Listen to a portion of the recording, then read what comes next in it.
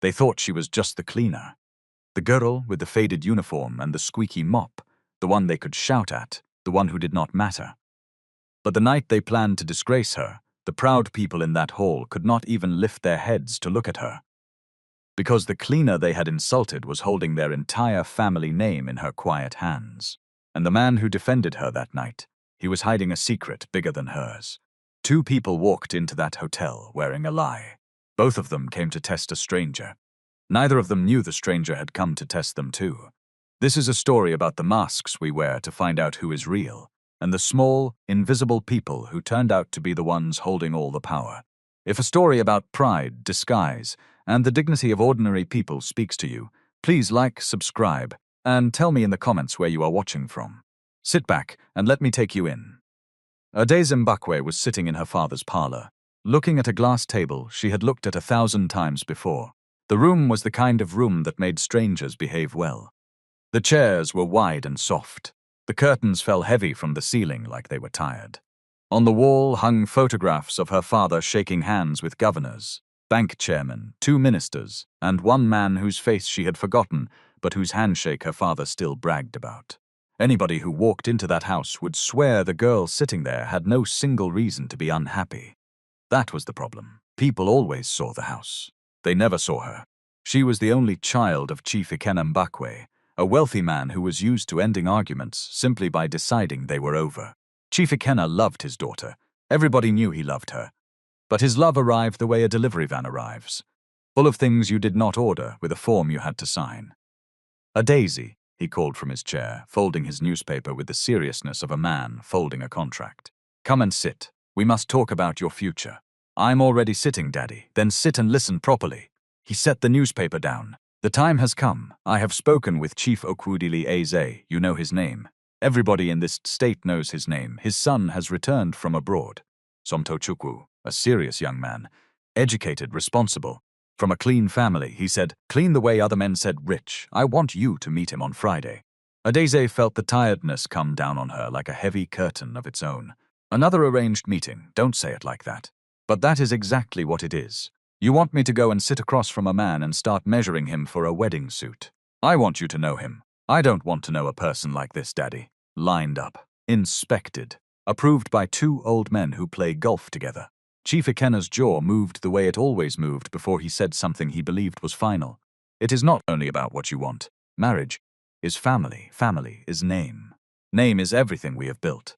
You think this house fell from the sky? I never said the house fell from the sky." "Then behave like the daughter of the man who built it." Before she could answer, the door opened and her aunt walked in without knocking, because Mama Ngozi had never in her life knocked on a door in that house. Mama Ngozi was Chief Ikena's elder sister. She had her own house 3 streets away, a husband somewhere who had learned to be quiet, and an opinion about everything that moved. She had been listening from the corridor. She was always listening from somewhere, and she came in already loaded. "A days," she said, sitting down heavily and arranging her wrapper like a queen arranging a kingdom. "What is your own problem this time?" "Eh? Do you know how many girls in this town are fasting and praying for the kind of life you are squeezing your face at?" "Mama, I only said, you always only said." She waved her hand. "In my time, some women did not even see the man's face until the wedding morning. And we married, and we built homes. You children of today, you want love to come down like rain on your head while you sit and do nothing. I don't want love to fall from the sky, Mama. I just want to choose for myself." "Choose?" Mama Ngozi laughed without any joy in it. "And your choosing, where has it carried you so far? You are beautiful, yes. Your father has money, yes. But beauty is a candle, my daughter. It burns. And while it is burning, you are here choosing." Adeze looked from her aunt to her father, and she felt the way she always felt in that parlor, like a beautiful thing in a glass case that everybody admired and nobody asked. "Fine," she said. "I will go." Her father relaxed his shoulders. Mama Ngozi smiled like she had personally won something. But they did not hear what Adieze heard inside her own chest, which was her voice going flat and cold. "I will meet him," she said. She did not say she would behave. She did not say she would smile. And somewhere behind her eyes, the plan was already beginning to form. Quiet, stubborn, and dangerous. That same evening, on the other side of this D, in a house and just as proud, Somtochukwu Eze was having almost exactly the same fight. Somto was the only son of Chief Okwudili, a businessman who believed the family name was a glass vase that one careless child could shatter forever. Somto was tall, quiet, and serious in a way that made people behave around him. He had grown up inside money, and money had not made him feel free. It had only made everybody want something from him. He stood by the window in his father's study, with his hands pushed into his pockets, his jaw tight. "You will attend the meeting on Friday," Chief Okwudili said from his armchair. "Daddy, I don't want this. You have not even seen the girl." "That is exactly my point. I don't know her. And you want me to start looking at a stranger like she is my future wife, only because her father is useful to you. Watch how you talk to me. I'm not disrespecting you. I'm telling you the truth. I don't want to marry a woman who was selected through a business friendship like a contract clause." His mother, Mrs. Adaobi, sat beside her husband. She was an elegant, careful woman who measured every situation by what people would say about it afterwards. She loved her son. She also believed that a man from their kind of family had a duty to marry in a way that protected the family. "Somtu," she said gently, "the girl is from a good home. Her father is respected. She is educated. What exactly is wrong with that? What is wrong is that nobody is asking what I want. And what do you want?" His father snapped. Somto turned from the window. "I want someone who will choose me when there is no money attached to my name, no business connection, no family weight, just me. Is that too strange a thing to want in this house?" "My son," his mother said, "poverty is not a love film." Something in Somto's chest tightened. "Nobody is talking about poverty, Mummy. I'm talking about being known. Do you understand the difference? Every woman I have ever met already knew my account balance before she knew my surname." "Enough," his father said, and the word landed like a door closing. Somto looked at both of them and felt the old, useless anger rise. They did not understand. Or maybe they understood perfectly and simply did not care. "Fine," he said. "I will go." His mother looked relieved. His father gave one small nod, the kind of nod that ended meetings. But Somto was already a stranger to the girl he was being sent to meet. In his mind, she was one of those rich daughters who smiled for photographs and stepped over poor people the way you step over a puddle. He had built the whole woman in his head, and he already disliked her. He did not know that, at that very moment, across the city, that same girl was busy disliking him too. Later that night, Adesize called the one person who never lied to her. Ifeoma picked up on the second ring. They had been friends since their first year at university when Ifeomafa had loaned Adeze a pen during an exam and refused on principle to be impressed by her surname ever since. "Your voice already sounds like Wahala," Ifeoma said. "What did he do now?" "My father has arranged another meeting." "Ah, again. With who this time?" "Somtochukwu Eze, Chief Okwudili's son." "The Eze family?" "Of course. They will never bring you somebody ordinary. It is always rich meeting rich, like two banks merging." "I'm tired, Ife." Adeze pulled her knees up onto the bed. "I'm so tired of men who come around because of my father. They smile too much. They talk too sweetly. They sit there being humble, and the moment they smell a chance, they start talking about joining families and protecting legacy and building empires. Not one of them has ever asked me if I am happy. Not one. So what do you want to do? Because I know that silence. That is your scheming silence. I want this one to fail. You always want them to fail. That part is not new. This time I want to fail it properly." Adeze paused, and when she spoke again, her voice had gone quiet and certain. "I'm going to go to that meeting dressed as a cleaner." The line went silent. Please tell me you are joking." "I'm not joking. As a cleaner. You, Adeze Mbakwe, you want to put on a cleaner's uniform and go and mop a floor in a hotel." "Yes. Why?" "Adeze, why would you do this to yourself?" "Because I want to see him when he thinks I am nobody." Adeze's voice did not shake. She had thought about this for hours. "If he is the kind of man who insults a cleaner, I will know he is proud, and I will know I was right all along. If he looks straight through me like I am a piece of furniture, I will know he is exactly like the rest of them. And if," she stopped. "And if he is kind," Ifeoma finished softly. "Then it gets complicated. It is already complicated, Ada. Lies don't stay small. They grow legs. You start with one small disguise, and before you know it, the whole thing is walking around the house at night. I'm not doing it to hurt anybody. I just want the truth for once. One time. Is that too much? The truth doesn't usually come dressed in a costume, my friend. It's the only way I can think of. Will you help me or not?" Ifeoma sighed, the long sigh of a woman who already knew she would help out and was disappointed in herself about it. "I will warn you while I help you. There is a difference, and one day you will need to know that difference. For the first time that whole day, Adiez laughed. Just a little. But it was real. The next afternoon, Ifeoma brought the uniform in a black nylon bag like contraband. It was not new. The shirt had faded to the color of weak tea, and the skirt was loose at the waist and a little too long. Adiez took off her earrings, her bracelet, her wristwatch, the slim gold necklace her father had given her on her last birthday. She wiped most of the makeup from her face with a wet wipe, and pulled her hair back into a plain, low bun. She stood in front of the mirror and went quiet. The woman looking back at her was a stranger, no shine of money on her skin, no expensive perfume rising off her wrists, no surname written across her face, just a tired-looking young woman in a worn uniform, holding a small bag with a broken zip. "You look different," Ifeoma said behind her. "You can still change your mind, you know. Right now, nobody has been hurt yet." "No." Adeze straightened the collar. "Let Somtochukwu Eze come. Tonight I will see what kind of man he really is." What she did not know, what nobody had told her, was that across the city a young man was standing in front of his own mirror, planning his own disguise. And by Friday night, two people who claimed to hate lies above everything would walk into the same hotel wearing the very same one. Somto did not sleep early that night. His father's words kept circling back to him like flies he could not wave away. Poverty is not a love film. He was still angry. But underneath the anger, one fine thing was very clear to him. If he walked into that meeting as himself, everybody at that table would perform. The girl would perform, he would perform. It would be theater, and he would learn nothing. So he picked up his phone and called Danjuma. Danjuma was his personal assistant, loyal, sharp, funny without trying too hard, and permanently convinced that Somto's ideas were going to get them both into trouble one day. "Oga," Danjuma answered, his voice thick with sleep. "Why are you calling me by this time of the night? Hope no problem? There is a problem, and you are going to help me solve it." Danjuma went very quiet. Somto smiled to himself. "Relax. Nobody has died. That your relax is the exact thing I don't trust, sir. On Friday, you are going to dress well and go to the blind date as me." The silence on the line became deeper, almost holy. "Sir," Danjuma said at last, "me pretend to be you, a billionaire's son? Oga, even the way I drink water will expose me. My normal is not the same as your normal.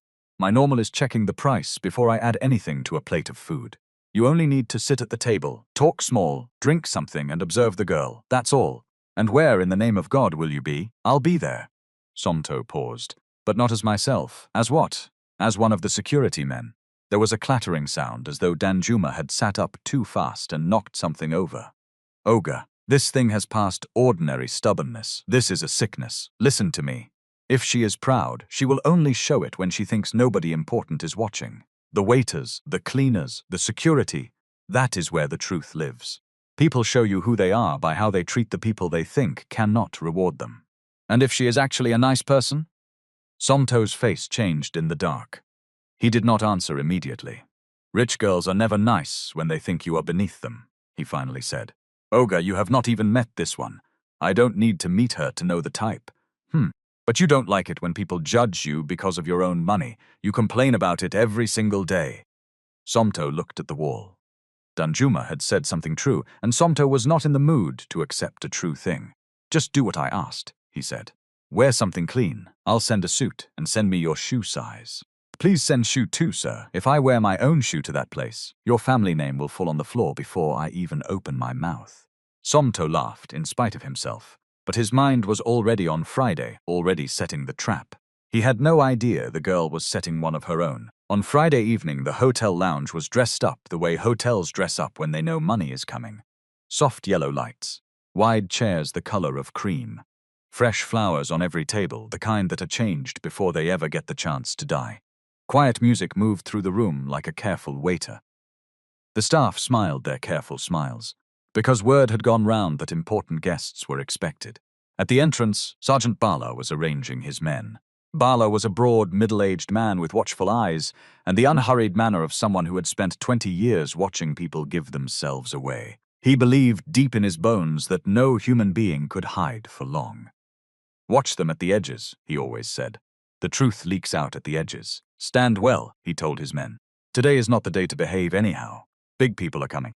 Yes, sir, it was at that moment that Somto arrived. In a security uniform that fit him entirely too well, he had not simply walked in off the street. He was not that reckless. 3 days earlier, he had quietly reached one of the hotel's admin staff through Danjuma, a man named Femi who owed Danjuma a favor and could be trusted to keep a small secret for a reasonable amount of money. Femi had logged Somto in as a temporary evening officer, real name withheld, paperwork conveniently thin. So when Bala stopped him at the door, there was at least a story underneath the lie. "You, new officer, stop there." Bala looked him up and down. "Who sent you?" "Mr. Femi, from admin, sir." "Evening shift." Bala's eyes narrowed. The shirt was too clean. The boots were too new. The haircut was too sharp, and the wristwatch, the man had forgotten to take off the wristwatch, was worth more than a security guard's whole month. "You don't carry yourself like security," Bala said slowly. "How does security carry itself, sir?" "Too much confidence is not good for a new boy." Bala held his gaze a second longer than was comfortable, then pointed. "Go and stand near the restaurant entrance. Don't talk to the guests unless they talk to you first, Hurst." "Yes, sir." Somto moved off. Bala watched his back and something in his chest itched. But there were 40 other things to manage and only one of him, so he let it go. For now. A few minutes later, the real performance arrived. Danjuma stepped out of a hired car wearing Somto's suit. The suit fit, that was not the problem. The problem was that Danjuma did not fit the suit. He kept tugging the sleeves and touching the collar like the cloth was slowly strangling him. As he crossed the lobby, he muttered to himself like a man saying his last prayers. "Danjuma, today you are a billionaire. Walk like money. Do not disgrace yourself. Do not disgrace this innocent suit." "Good evening, sir," a waiter said, gliding over. "Reservation?" "Yes, Eze. Right this way, Mr. Eze. Your guest has not yet arrived. Please sit. Can I get you something while you wait?" Danjuma lowered himself into the chair the way a man lowers himself onto a chair he is not sure will hold him. "Bring me the drink that rich people drink." "Sparkling water, sir." "Champagne." "The second one." "The first one." Danjuma cleared his throat and recovered his dignity. "Bring me sparkling water. I am watching my health." "Of course, sir." From across the room, Somto saw all of this and had to fix his eyes on the wall to keep from laughing. Danjuma was already sweating into a 500,000 naira jacket. At the back of the hotel near the staff entrance, a Deyes arrived dressed as a cleaner. A hard-faced supervisor met her with a clipboard and zero patience. Are you the new evening cleaner?" "Yes, ma. You are late." "Sorry, ma. Don't sorry me. Sorry yourself. Take that mop." She pointed at a bucket on wheels parked against the wall. "You will work the main lounge, clear used glasses, wipe spilled drinks fast before anybody slips. Do not stand around looking lost like a goat in a new compound. And do not," she leaned in, "do not disturb the guests. Speak only when you are spoken to. This place is not for slow people. Move." Diezi said nothing. She had come to play a role, and she had told herself she was ready for it. But the supervisor's voice, the casual cruelty of it, the way she did not even bother to make eye contact while insulting her, touched something Adeze had not expected to feel. These people did not know her. They did not know her father. They did not know the house she had grown up in, the photographs on its walls, the governors and the ministers. And because they did not know, their kindness had simply vanished, like it had never been a real thing in the first place. Like kindness for them was something you only spent on people who could pay it back. She pushed the bucket toward the lounge, and her hands were not quite steady on the handle. It was 7:12 in the evening. She had been cleaning for less than 10 minutes, working her way carefully toward the reserved table, where she could see a nervous man in an expensive suit, when a guest came striding through and clipped her shoulder. The bucket lurched. Grey water sloshed over the rim, and the wet mop swung out and brushed the man's shoe. He stopped like he had been shot. "Are you blind?" He looked down at his shoe, then up at her, and his whole face had reorganized itself into disgust. "Are you actually blind? I'm sorry, sir, you walked into, so now it is my fault." His voice climbed, loud enough that 2 tables turned to watch. "Do you know what this shoe costs? Do you know? More than they pay you in 1 year. Probably than they pay you in 2. They will just pick anybody from the gutter and put a mop in her hand and call her staff. Sir, keep quiet. People like you don't know your place. They let you into a place like this, and immediately you forget yourself." A few feet away, near the restaurant entrance, Somto had gone very still. He had been watching the cleaner since she came in. He did not fully know why. Something in the way she pushed that bucket, too upright, too aware, like a person who had borrowed someone else's life and was trying not to break it. He waited 1 second, expecting the man to run out of steam. The man did not run out of steam. "Look at my shoe," the man barked. "Look at it." Do you even understand the kind of money? She apologized, sir. Somto's voice cut across the lounge, calm and flat. And she did not walk into you, you walked into her. I was watching. The man spun around. Who asked you anything? Nobody. But she did nothing wrong, and you are shouting at her in front of the whole room. Ordinary security guard. The man laughed, ugly and short. You people enjoy putting your mouth in what does not concern you. It concerns me when somebody is being blamed for a thing he did himself. The man drew himself up. Do you know who I am? No, sir. Then you should be very, very careful. You too, sir. For a moment it looked as if the man might explode. But people were watching now, several tables of them, and a man like that cares about an audience the way a fire cares about air. He hissed, jerked his jacket straight, and stormed off toward the bar, muttering. Adeze stood frozen, both hands tight on the mop handle. She looked at the security guard. He had defended her, without knowing who Shishand was, without knowing she had money, without knowing she was the very woman the whole evening had been arranged around. He had not done it for reward. There was no reward to be had from a cleaner. Thank you, she said quietly. He looked at her for the first time, properly. You don't have to thank me for saying the truth. It was a small sentence. But it went into her somewhere, and it stayed. For a few seconds, neither of them moved. Then a glass clinked somewhere, a waiter laughed. The room came back, and Adeze lowered her eyes and went back to her bucket. Somto returned to his post by the entrance, but his eyes followed her once across the room, before he caught himself and looked away. At the reserve table, Danjuma was still waiting for a woman named Adayeze Mbakwe, with no idea that she had just mopped the floor 4 meters from his shoe. Then Chiamaka arrived, and the evening tilted. Chiamaka was Adayeze's cousin, beautiful, stylish, and built entirely for being noticed. She smiled easily and often, and behind every smile was a jealousy she had carried for so many years it had grown into the shape of her face. In the family, the talk was always about Adeze, Adeze's beauty, Adeze's future, Adeze's father's money. Chiamaka had spent her whole life being the cousin, standing slightly behind, in slightly less expensive shoes, in photographs nobody framed. She had heard about the meeting, and she had decided to come and see this Somtochukwu Eze for herself. When Danjuma saw her cross the lounge toward the reserved area, the flashy dress, the careful hair, the bag that cost real money, his back straightened. This, he decided, had to be the girl. This had to be Adeze. Chiamaka saw the suit, the reserved table, the way the waiters orbited the man, and she made the same simple mistake in the opposite direction. This had to be Somto.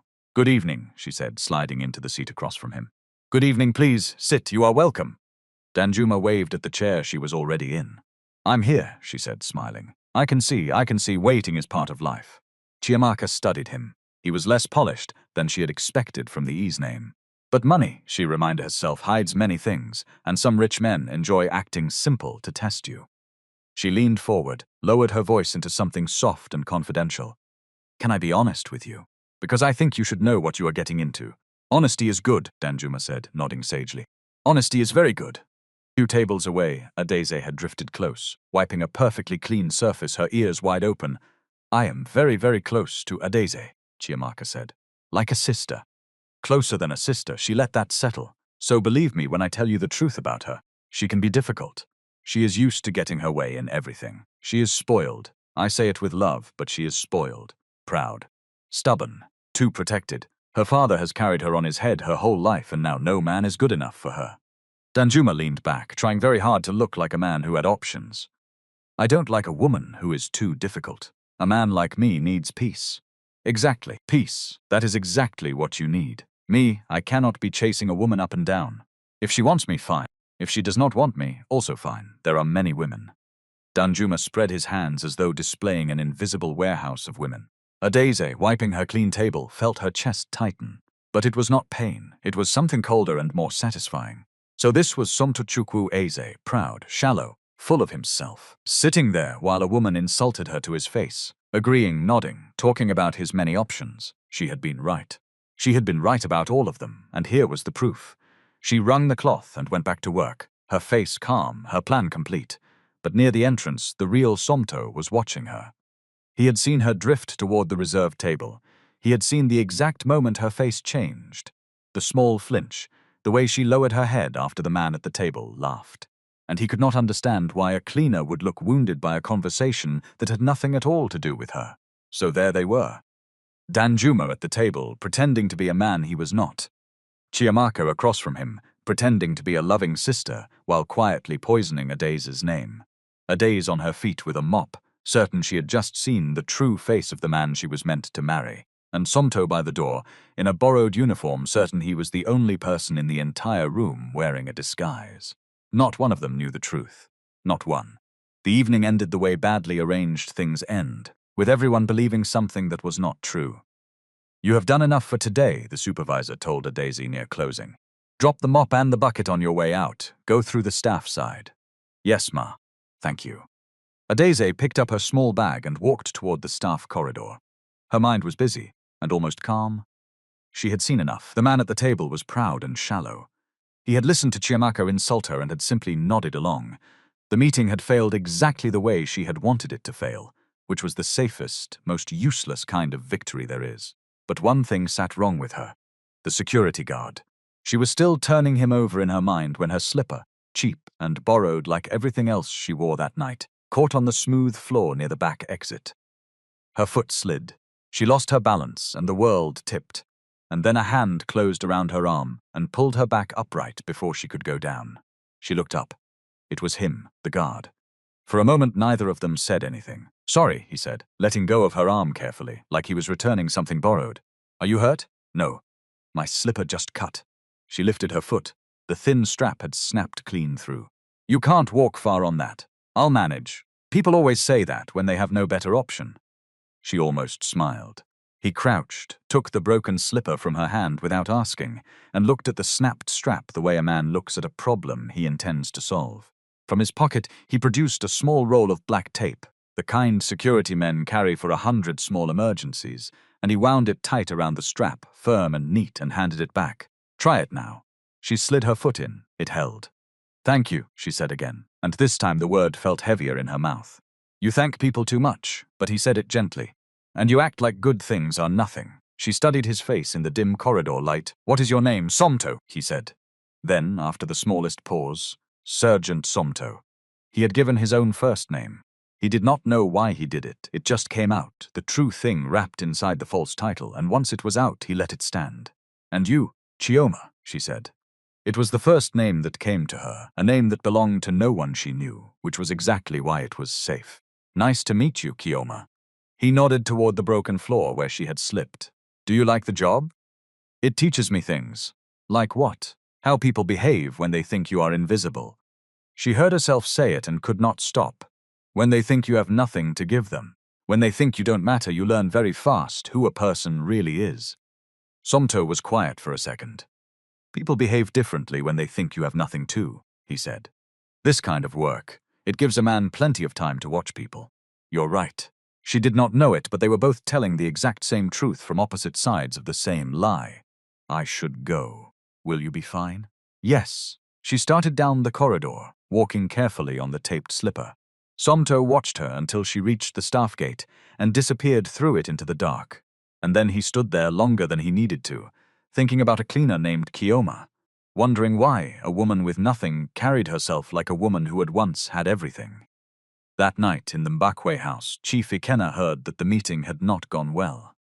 He sat in his parlor with his phone in his hand and embarrassment in his chest because Chief Okwudili had called him, and the call had been short and cold and full of the kind of polite words proud men use when they are angry.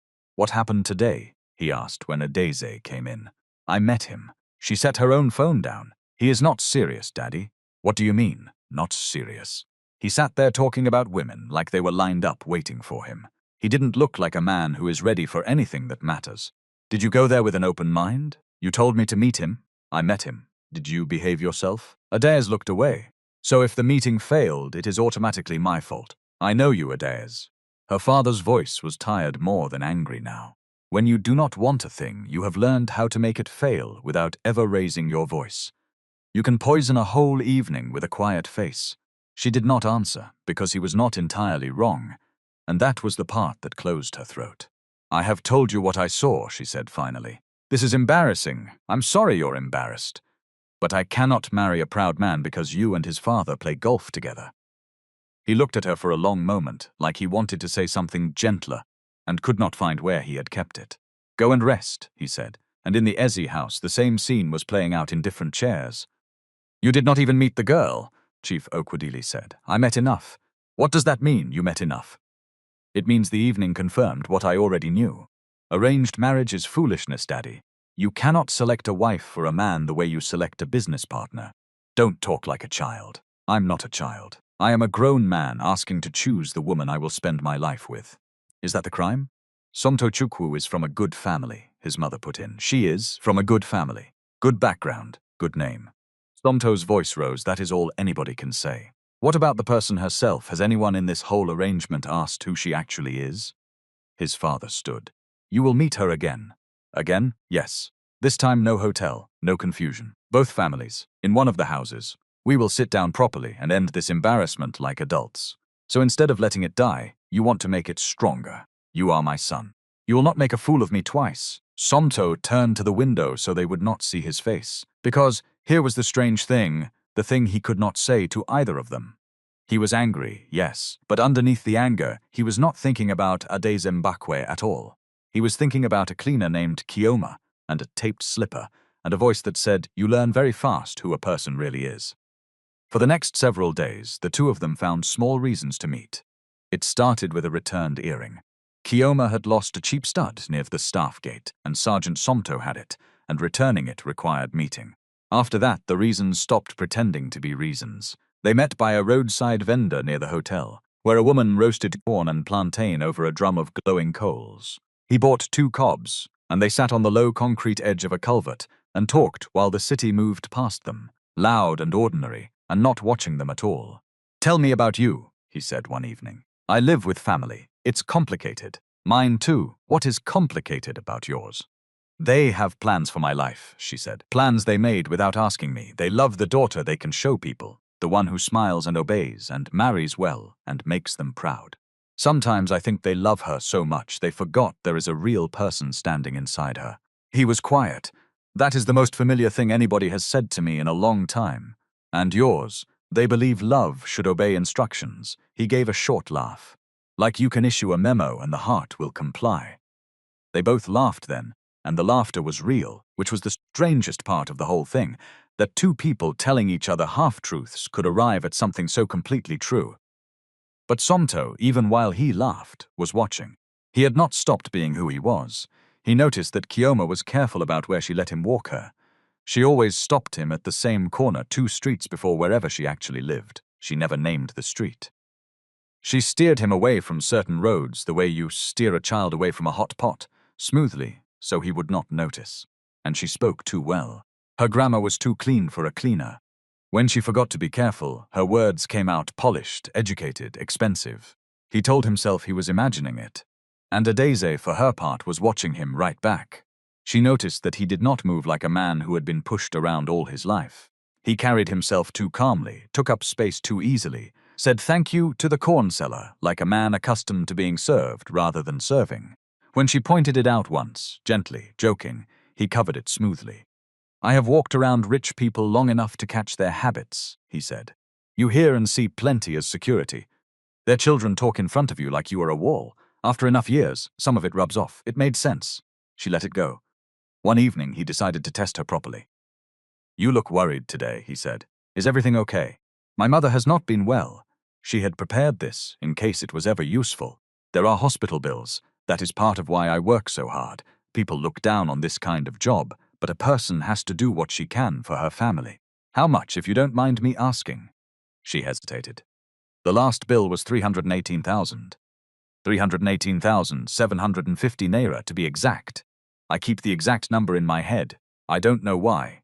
It helps me somehow to know the exact shape of the thing I am fighting. Somto reached into his pocket. He had cash on him, plenty of it. Please, take this. It won't solve everything, but it can help a little. No, why not? Because I did not tell you so that you would give me money. Her voice was firm, almost offended. Besides, you are a security man. You must be struggling too. I cannot take from somebody who is also fighting. He put the money away, slowly, and something in his chest shifted that he had not given it permission to shift. She was watching him just as closely. She had told the story partly to see what he would do. Would he grab the chance to look big? Would he become greedy or proud or start acting like helping her made him her owner? He had done none of those things. He had simply offered and accepted no and put it away. "Thank you," she said. "For what? You didn't even take it. For not making me feel small." He looked at her in the orange light of the coals. "You are not small," he said. Neither of them knew what to do with the silence that came after that. Ifeoma was the first to say the thing out loud. "You like him, I don't. Adaze. I have known you since you were 19. You like this man. This is not a test anymore. The test ended days ago. Now you are just a woman lying to a man you like, which is the worst kind of trouble a person can build for herself." They were in Adize's room. Adize was sitting on the floor with her back against the bed, which is where she always sat when the truth had become too heavy for chairs. "If I truly like him," Ifeoma went on more gently, "and I think you do, then tell him. Tell him who you are before somebody else does it for you. Because if he finds out from a stranger, it will not be a confession. It will be an ambush, and no man forgives an ambush. I'm afraid of what? That the moment he learns I'm rich, he'll change. They all change. He'll start being careful with me, or he'll start calculating, or he'll just look at me the way everyone else looks at me, like a building they want the keys to." She pressed her palms against her eyes. "Right now he looks at me like I am a person. Do you know how long it's been since a man looked at me like I am just a person? And what if he is the one man who wouldn't change? You will never know because you are too busy protecting yourself to find out." Ifeoma crouched in front of her.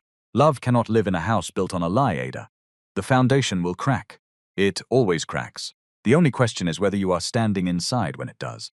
Adaze knew she was right. Her heart had been telling her the same thing for days. But fear is patient and very reasonable, and fear told her, not tonight. Tomorrow, one more day as Kioma, just one. That one delay was all her enemies needed. Because Kiyamaka had not stopped watching. She had seen something at that roadside days before. Driving past in her car, she had glanced out and seen, impossibly, her cousin, Adaze Mbakwe, sitting on a culvert in plain clothes, eating roasted corn beside the security guard from the hotel. She had slowed the car. She had stared. And though she did not understand everything she was seeing, she understood enough to know it was a secret. And Chiamaka had spent her whole life learning that other people's secrets were the only currency she was ever given more of than Adaze. She began to dig. She went back to the hotel on a quiet afternoon, smiling at the staff, pretending to be a curious relative. Before long, she found a cleaner, a tired woman who had worked the floor the night of the blind date, and the woman remembered the new girl, the one who had only worked that single evening. And the woman had a photograph. She had taken it by chance in the staff corridor, a blurry phone picture meant for nothing, and there in the frame, unmistakable, was Adaze in a faded cleaner's uniform, mop in hand. Chiamaka bought the photograph. She did not haggle. Some things are worth their price. Then she called Tabena. Tabena Adeleke was a smooth, handsome, well-spoken man who had been circling Adaze for nearly 2 years. In front of elders, he lowered his voice and became the most respectful young man in any room.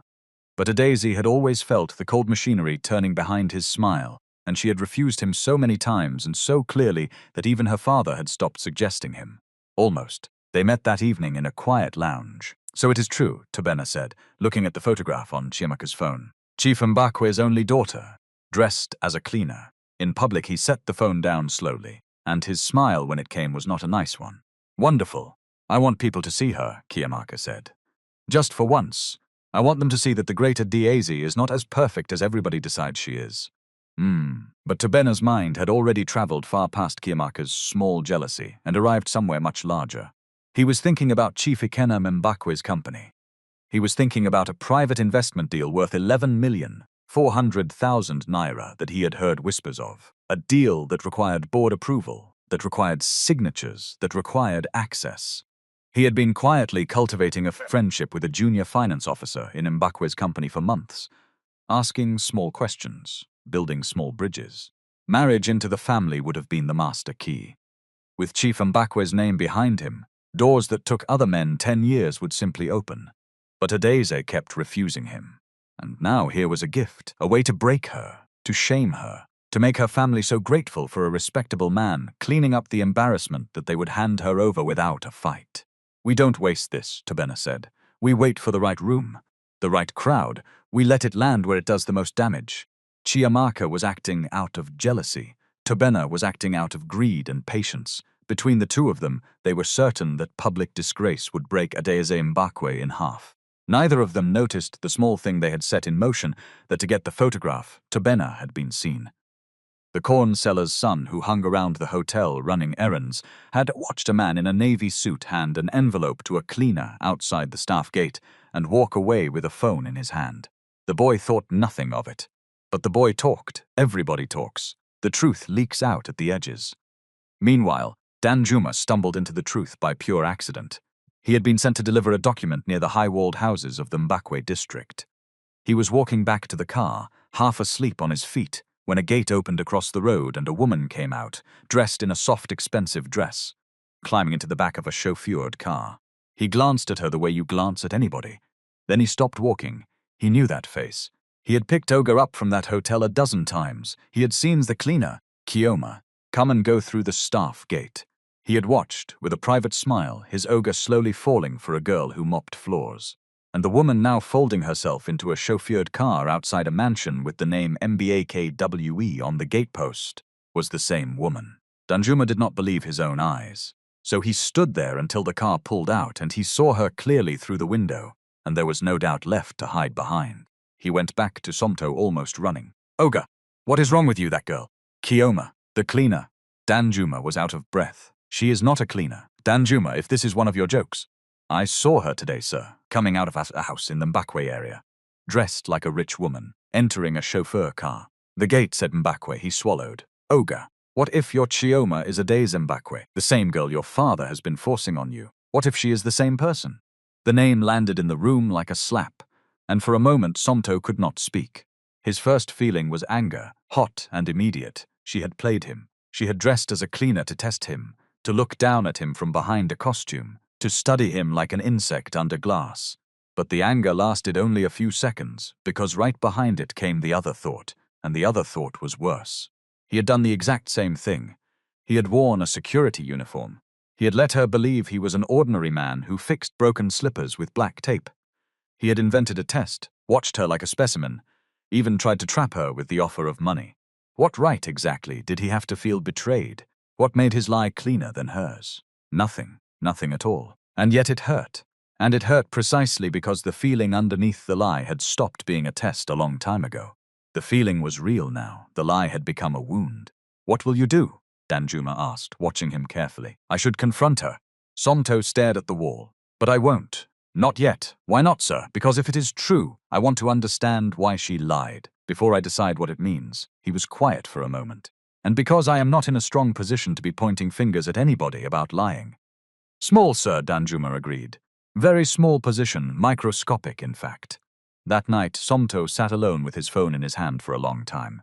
Kioma's number glowed on the screen. Or perhaps it was Adese's number. He no longer knew whose number he was holding. For the first time since they met, he wanted to call her and had absolutely no idea what he would say. Across the city, Adese was doing the very same thing. Sitting on her bed, phone beside her, staring at the contacts saved as Somto, her thumb hovering and retreating, hovering and retreating. She wanted to hear his voice. She wanted to tell him everything, and every time she got close, the fear stepped neatly in front of her and said, tomorrow. So they both waited, and the families who did not know any of this set the trap that would catch them both. Chief Ikena and Chief Okwudili agreed to hold a formal family dinner. It was not officially an engagement, but it was dressed like one, and everybody understood the difference was only a matter of weeks. Both families would gather, eat, smile, and bury the embarrassment of the failed meeting under good food and better wine. The Mbakwe dining hall was prepared for 31 guests. Adese counted them on the seating list because counting gave her hands something to do. She had not told her father the truth. She had not told anyone except Ifeoma, and Ifeoma had begged her, that very afternoon, to confess before the dinner. Tonight, Ifeoma had said, before you sit at that table, pull your father aside, or pull Somto aside if he comes, and tell the truth with your own mouth. I am begging you, do not let this night arrive with the lie still standing. After dinner, Adese had said. I'll tell him after. I can't ruin the whole evening for both families. It was the last delay she would ever get to choose. The guests arrived in waves of perfume and laughter. Chief Okwudili and Mrs. Adaobi came with the particular grace of people who have decided to be gracious. Mama Ngozi installed herself near the head of the table like a second host. Servers moved with trays. The chandelier threw soft light over everything. Then Somto walked in and Adeyes stopped breathing. He was dressed exactly the way the world expected the heir to the E's fortune to be dressed. Clean, tailored, calm, expensive. The man everybody had been waiting for at the first failed meeting. And his face was the face of Sergeant Somto, the security guard. The man who had taped her slipper and bought her roasted corn and told her she was not small. Her Somto, but not a security guard. Somto Chukwu Eze, the very man she had been running from since the beginning. He saw her at the same instant, even though Danjuma had warned him, even though he had known for days. Seeing her stand there in fine clothes as Adeyes Mbakwe still went through him like cold water. She was no longer Kioma in a faded uniform.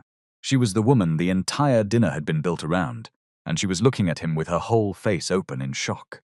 They stared at each other across the crowded hall. Neither moved, neither spoke. There were too many people, and too many smiles, too many eyes, so their own eyes had to carry the whole conversation. Her eyes said, "You?" His eyes answered. "And you, Adeyes," her father's voice cut through. "Come and greet our guests properly." She came forward on legs that did not feel like her own. "Good evening, you are welcome." "Good evening," Somto said. His voice was steady. Only she could hear the thing trembling underneath it.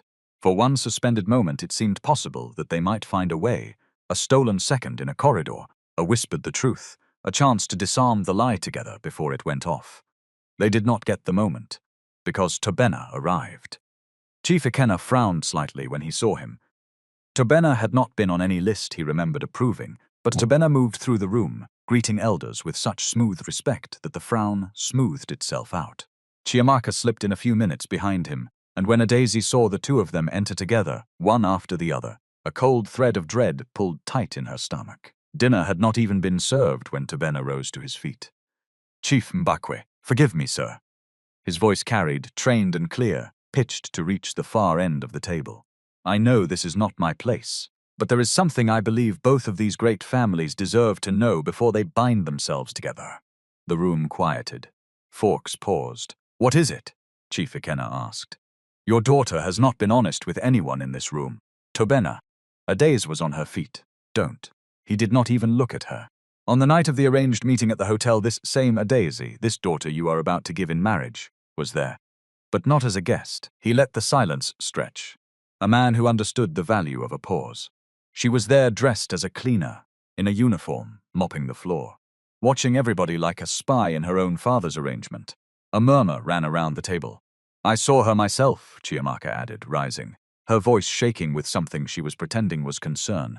"She went there disguised as a poor cleaner, to watch us, to mock all of us." She held up her phone, and on the bright screen was the photograph, Adeyes, unmistakable, in the faded uniform, mop in hand. She passed it to the nearest guest, and it began its slow, poisonous journey down the table, hand to hand. "What kind of childish, disgraceful behavior is this?" Mama Ngozi's voice rose above the murmur. "A whole Mbak daughter, dressing like a laborer to deceive a serious family." Adeyesi's throat had gone completely dry. "Daddy, I can explain." "You disgraced us." Chief Ikenna had risen now too, and his face was a terrible mixture of anger and humiliation, the face of a proud man being shamed in his own house. "You put on a servant's uniform and turned a serious matter into a game. In front of these people, in front of the Ease family. It was not to mock anyone. Then what was it?" "She wanted to test everybody," Chiamaka cut in. "She wanted to play noble and pure while she was the one being false." And then Somto stepped forward. "Enough." Every head turned to him. Tobena's eyes sharpened with interest. "You should not rush to defend her, my friend," he said softly. "It is strange. Why does a man defend a woman so quickly the night he is supposed to be meeting her for the first time?" The question hung in the air, and Chiamaka, who had been watching everything, who missed nothing where Adeyes was concerned, suddenly turned her head toward the back of the hall, toward a man who had been standing quietly near the servers, a man she half recognized and could not place. "Wait," she said slowly. "Wait, that man." She pointed at Danjuma, who had come as part of the Ez entourage and had been trying with limited success to make himself invisible behind a curtain. "I know that face. He was the one. At the hotel. He was the one sitting at the reserve table pretending to be Somtochukwu Eze. He talked to me. He told me about his many options." The whole room turned. "Danjuma," Chief Okudili said very slowly, very quietly, in a voice that had gone dangerous. Is this true? Danjuma looked at the floor like a man hoping it would open and accept him.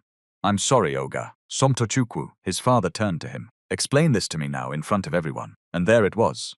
Both masks, lying on the floor of the hall at the same time. Somto did not run from it. It's true, he said.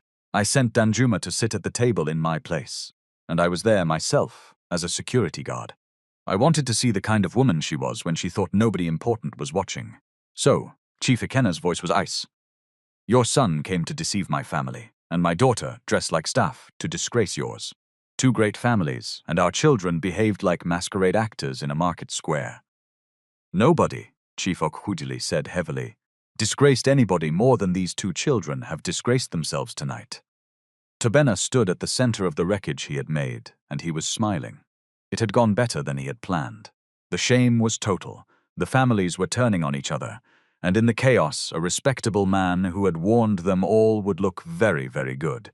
But Adeze was looking at the photograph as it reached her father's hand, and then she was looking at Tobena's smile, and then at Chiamaka standing beside him, the two of them together, arriving together, exposing her together. And through the panic and the shame, one cold, clear thought rose up in her mind like a fish breaking water. They planned this. Together. A man does not plan the public destruction of a woman he claims he wants to marry, unless he wants something from her family that has nothing to do with her at all. Everybody, Chief Ikena said, his voice flat and final, should stop. He looked at his daughter, and there was no warmth left in his eyes, only the cold of a deeply wounded man. Adeze, go outside. Now. She went. She did not argue. There was nothing left in the room to argue with. And Somto, before anyone could stop him, followed her out. They stood in the dark garden behind the house, where the noise of the dinner became a distant hum, and the only light came from a single bulb over the back door. Why did you lie to me? She said. He almost laughed, a short, bitter sound. You are asking me that. You. Yes, I'm asking you. Why did you let me believe you were a security guard? For the same reason you let me believe you were a cleaner. He turned to face her. I wanted to be free, to meet a woman who did not know my name, or my account, or my father. I wanted to know if you would respect an ordinary man, a man with nothing. And you wanted to know if I would. We are the same disease, Adeze. We just wore different uniforms. You tested me like an experiment, and you tested me. You let me hold your broken slipper, and you watched me to see if I would become greedy.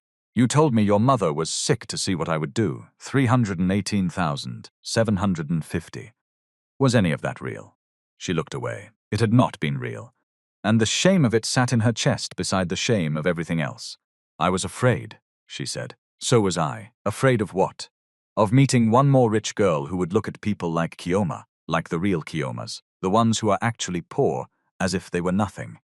His voice dropped. And then I met you, and you were kind to a man you thought had nothing, and I started to think maybe I had been wrong about everybody. And now I find out the kind man's kindness was also a performance. It stopped being a performance, Somto. She said it before she could stop herself. Somewhere in the middle, it stopped. For me. It became real, and I didn't know what to do with it, so I kept lying because the lie was the only place we could both be ordinary. He was quiet for a long time. It stopped being a performance for me too, he said finally. That is the worst part. Maybe the feeling was real, but the foundation was a lie, and I don't know how you build anything on that. I don't know what to do with this. I don't even know what to believe. The noise from the house swelled and then died. Somewhere inside, two families were tearing apart a marriage that had not even begun.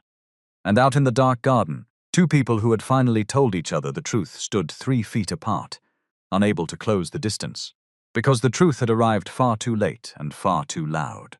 There is something else, Adie said suddenly, her mind catching up to her heart. Tobena and Chiamaka, they planned tonight together. The photograph, the timing, all of it. Somto, Tobena has been trying to marry me for 2 years, and tonight he stood up and destroyed me in front of everyone. Why would a man do that to a woman he wants? Somto's eyes sharpened, the strategist in him waking up underneath the wound. Because he doesn't want you, he said slowly. He wants something the marriage would have given him. My father's company, she whispered. And in that moment, in the ruins of the worst night of her life, Adeze stopped being only the girl who had been disgraced and started becoming the woman who would find out why. The morning after, nobody in the Mbakwe house spoke freely. The dinner had ended in cold goodbyes and tight faces. And by sunrise, the story was already moving from mouth to mouth across the city the way only shameful stories move, fast and downhill. Chief Ikenna refused breakfast. He sat in his study with the door closed. "This is shameful, Ikenna," Mama Ngozi said, letting herself in. "The phone has not stopped since morning. Everybody is asking. A whole billionaire's daughter, dressing like a cleaner, people are laughing."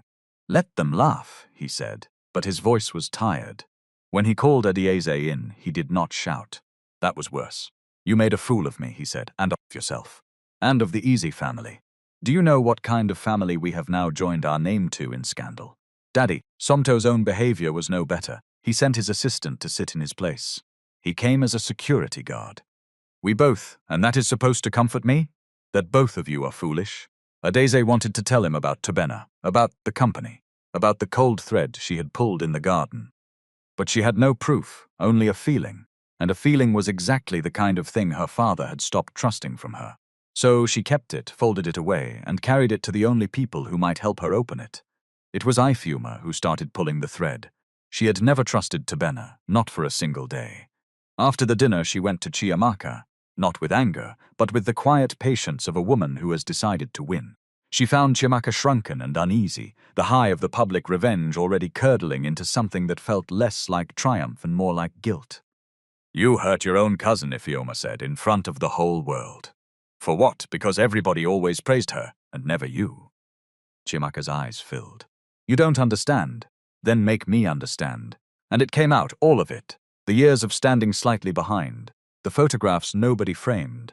The way the family said Adieze's name like a blessing and hers like an afterthought.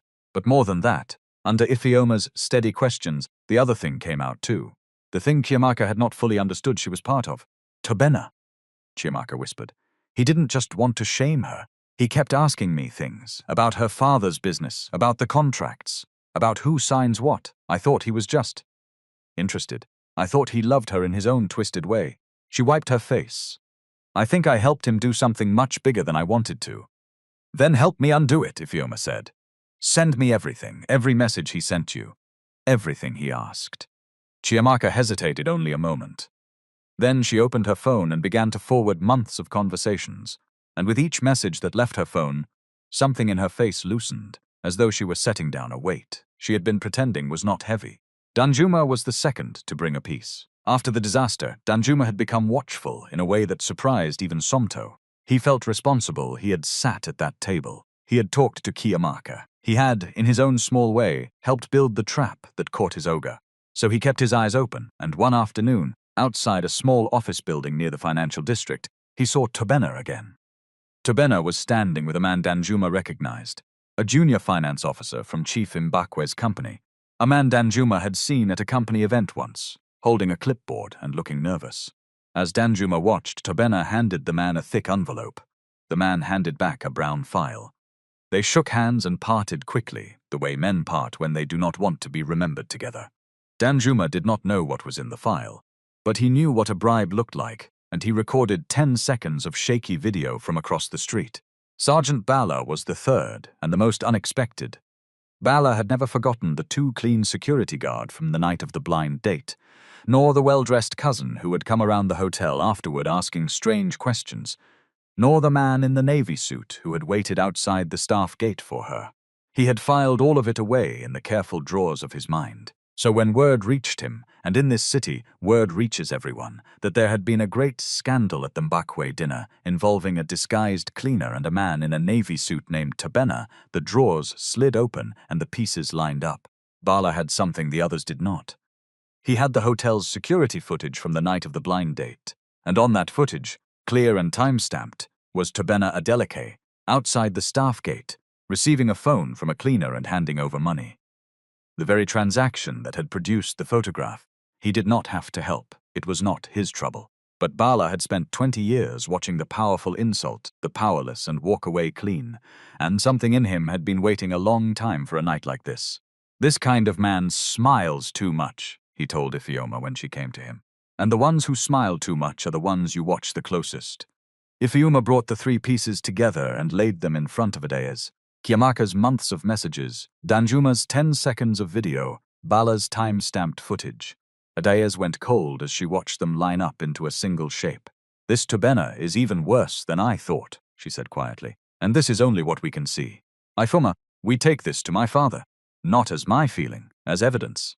This time, Chief Ikenna did not wave his daughter away. He sat at his desk and watched the video, read the messages, studied the footage, and his face changed slowly from disbelief to something much harder. Send Mr. Okafor to my study, he said to his aide. Now. And I want a full internal finance check. Every contract this Tobena's name has come near, every approval. Quietly. Today. Here is the part the gossips never understood, the part that mattered more than the scandal. A man like Tobena had not planned to steal money outright. He was cleverer than that. He had been working to manufacture authority. Through the junior officer he had cultivated, he had been preparing forged documents, false board approvals, signatures that would make it appear Chief Ikenna had personally authorized the 11,400,000 naira investment deal, a deal Chief Ikenna had never approved and barely knew about.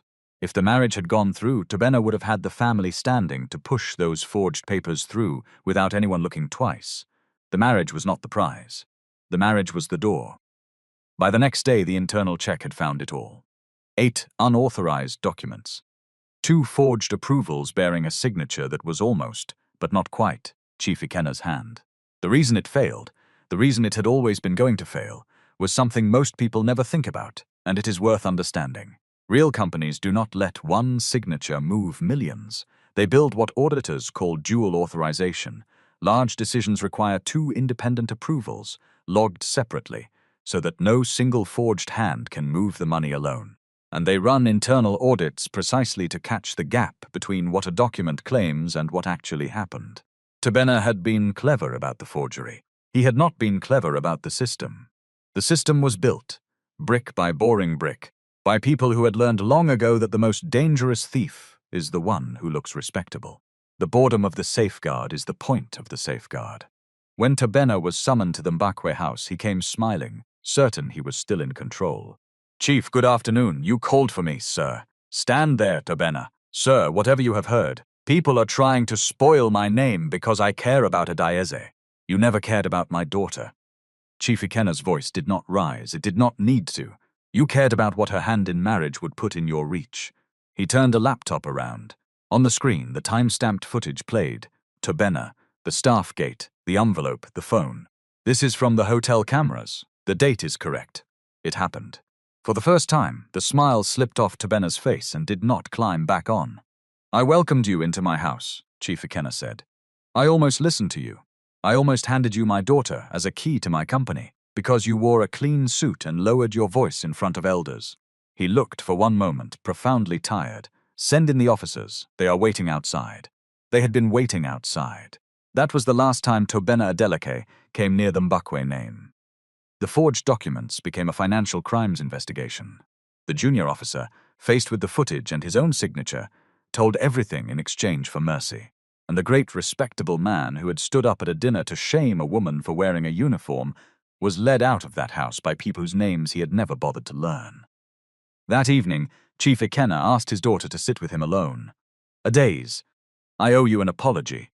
Daddy, no, let me finish, because I have practiced it and I will lose it if you talk. He folded his hands. I told myself for 20 years that I was protecting you, but sometimes I was only controlling you and calling it protection, because protection is the nicer word. When Tobena came, I almost listened, because he looked the way I think a serious man should look. I almost gave you to a thief because the thief had good manners. He looked at her. Your disguise was foolish. I will not pretend it was wise. But you were running from something real. You were running from me deciding your whole life while telling you it was love. I know you were trying to protect me, Adaze said. Her voice was not steady. But protection without listening feels exactly like control. From inside, they are the same prison. You are right. 3 words she had never once heard from him in that order. I am sorry. The Ease family came to a quieter version of the same reckoning. Mrs. Adobe found her son one evening sitting at the window, doing nothing, which he had been doing a great deal of. I judged that girl, she said, sitting beside him, when I thought she was a cleaner. When Danjuma let it slip that you were running around with a cleaner, I was ready to disown the idea entirely. But she was not really a cleaner, Mummy. That is not the lesson, Somto. She said it slowly, like she was surprising herself by understanding it. The lesson is that even if Kioma had truly been a poor cleaner, she still deserved respect. If she had been exactly what she pretended to be, with nothing, no name, no father, would she have deserved to be treated like dirt? That is the question I got wrong. Not whether she was rich underneath, whether it should have mattered. Somto looked at his mother for a long moment. "I'm glad you see that," he said. "I am sorry I did not see it sooner. It would be a lie to say the two of them simply fell back together. They did not. The wound was real, and they were careful with each other for a long time, the way you are careful with a thing that has already broken once. But they began again. No cleaner's uniform, no security uniform, no performance for any family. They went on small, ordinary dates, the kind that cost nothing and prove everything. And one evening, Somto took her back to the roadside, to the same corn cellar, to the same low concrete edge of the same culvert where Sergeant Somto had once handed Kioma a cob of roasted corn and told her she was not small. "I met you when both of us were pretending," he said, turning the corn over in his hands. "But the part of you I fell in love with was the part that was real.